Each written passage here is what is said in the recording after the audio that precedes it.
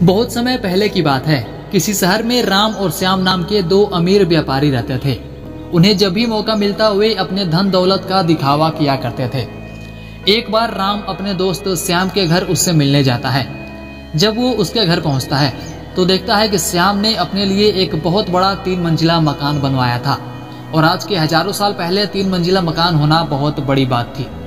वो मकान को देखकर बहुत ज्यादा आश्चर्यचकित होता है और यह भी ध्यान देता है कि उसके गांव के लोग जब भी श्याम के घर को देखते तो उसकी काफी ज्यादा तारीफ करते थे। थोड़ा समय वहां पर बिताने के बाद राम अपने घर को लौट आता है, लेकिन पूरे रास्ते वो बस यही सोचता है कि मैं भी अपने लिए 3 मंजिला मकान बनवाऊंगा। घर पहुंचने के बाद उस व्यक्ति ने उसी कारीगर को ढूंढा जिसने कि श्याम का घर बनवाया था और उससे अपने घर बनवाने की बात कहता है। कारीगर राजी हो जाता है और उसका काम करना शुरू कर देता है। कुछ दिनों के बाद राम अपने घर का मुआयना करने जाता है तो देखता है कि कारीगर ने वहां पर मजदूरों से बहुत बड़ा गड्ढा खुदवाया था। ये सब देखकर राम ने उस कारीगर को अपने पास बुलाया और पूछा कि तुम ये सब क्या कर रहे हो? मैंने तुम्हें 3 मंजिला मकान बनाने के लिए बोला था और तुम यहाँ पर गड्ढा क्यों खोद रहे हो?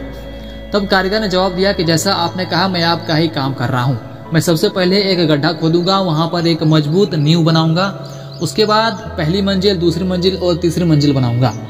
ये सुनकर राम बहुत गुस्से में आ जाता है।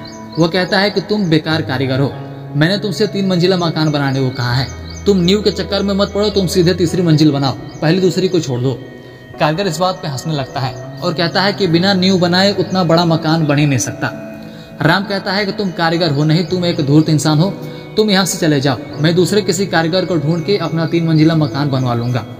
कारीगर गुस्से में वहां से चला जाता है और जैसा कि आपको पता है कि बिना नींव बनाए कोई भी मकान खड़ा नहीं हो सकता, इसलिए राम का मकान आज तक नहीं बन पाया।